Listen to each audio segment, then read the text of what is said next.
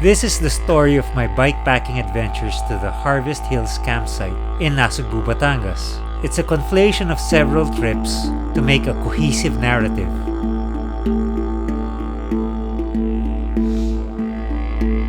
From my home in Quezon City, located in the northern part of Metro Manila, I had to start biking before dawn southward, going through the entire breadth of Metro Manila to avoid the gridlock that comes with morning rush hour traffic to get to Nasugbu, Batangas.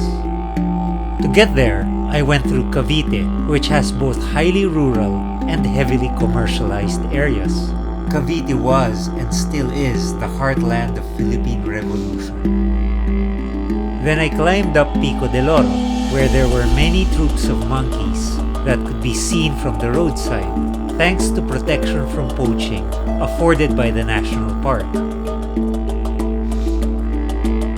Going through Kaibyang Tunnel, I descended to Patungan Beach. It was here where one of my bikepacking adventures was cut short by a torn meniscus. I was in excruciating pain and couldn't even walk. A female evangelical Christian pastor insisted on giving my injured knee a massage with supposed medicinal oils sourced from Siquijor, an island renowned for its witchcraft. No miracles happened. I took refuge in a fishing community where a family took me in. Ano pangalan mo?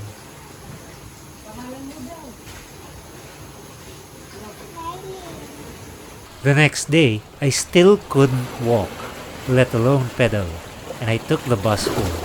I was forced to take it easy. After 2 months recovery and a month of training, I was back on the saddle. At the town of Nasugbu, I've savored everything from authentic Batangas lomi to Lalaconda's genuine pizzas. At the outskirts of Nasugbu town proper, I veered off the highway to enter a long and bumpy dirt road that goes through sugarcane fields, creeks, and farmers' homes. Past the Tala Elementary School, you enter the Green Tunnel, a dirt road gouged out from rock, overgrown with foliage, and punctuated by punchy climbs and descents.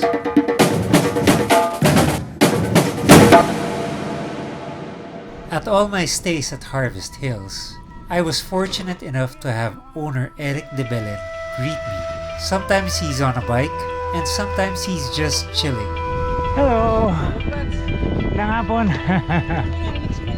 Perched on a hilltop with a spectacular view of Mount Banog in the distance, the Harvest Hills family farm also overlooks the Lumindak River that hems it.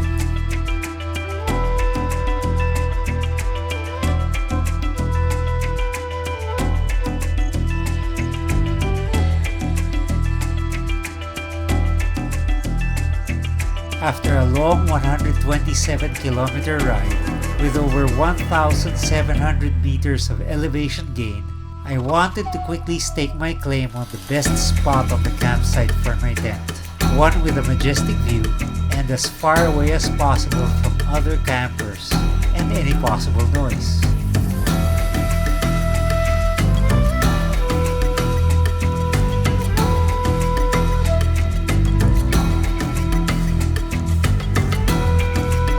On a previous stay at Harvest Hills, I simply put up a hammock inside one of their sturdy huts. On separate occasions, I used an old MSR Whisper Light liquid fuel stove running on white gas and, alternatively, a titanium alcohol stove. And then it was time for sleep.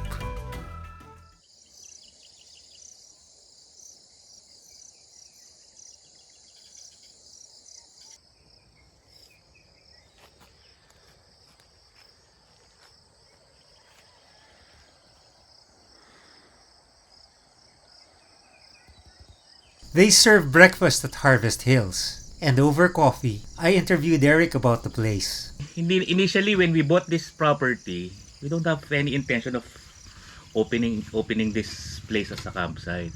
Talagang lang to eh. Talagang me and my wife wanted to farm. What are you farming here? We already planted sweet corn. Yeah, maraming sweet corn. I saw on your post hydroponic na lettuce. Ngayon lettuce, hydroponic lettuce. We have some bananas. But eventually, we'll plant kamote. So we're planning also to plant pineapple dun sa may side na yun, sa pineapple. Yeah. But ngayon, ang focus is camping eh. Kailan nagsimula yung operation? Ang campsite nag-open to last year, January. So 1 year. What work did it take to set up the campsite? Because I see there are nice flowers, there's the CR, there's the deep well. Kasi nga initially, the idea is, this is a family rest house and this is a place just for the family. Nung nag-pandemic, when I opened this for campers, sabi ko, bakit di natin pagandahin na natin. Marami ng ibang bikepackers who have been here. Oo. Yan. Kasi I also bike like you. I Yeah. also do long distance riding. I also do some bike packings also. So when I invited friends sa mag-bike pack dito, so they enjoyed the place. Gustong-gusto nila yung trail eh. Just like you. So any plans for the future? Ang vision ko kasi is to make this place, not only this itong Harvest Hills, but this barangay to be a camping destination of the South. Yung Hinasugbu Beach Beach Resort eh. Nung ko lang nalaman na there is meron din palang mountain side na maganda ang Nasugbu. Yeah, it's pretty cool here at night. Di ba? After breakfast, Eric accompanied me down to the river and showed me his horses, while I got ready to get high.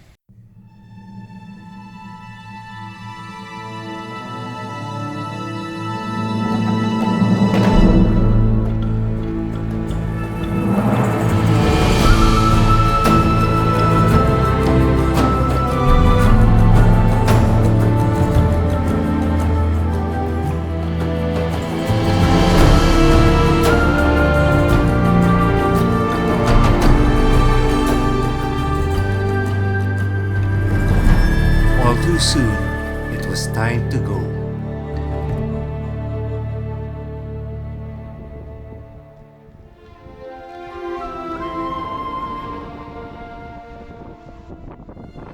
But my adventure wasn't over. The toughest part of the trail was still to come.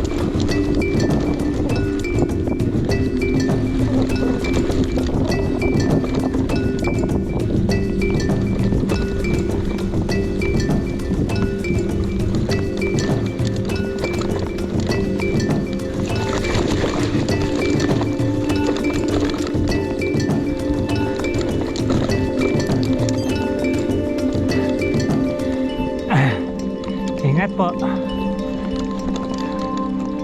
The route back home that I had planned for the second day would take me up to the crater rim of Tagaytay before going home, a distance of 113 kilometers and an elevation gain of 1,300 meters.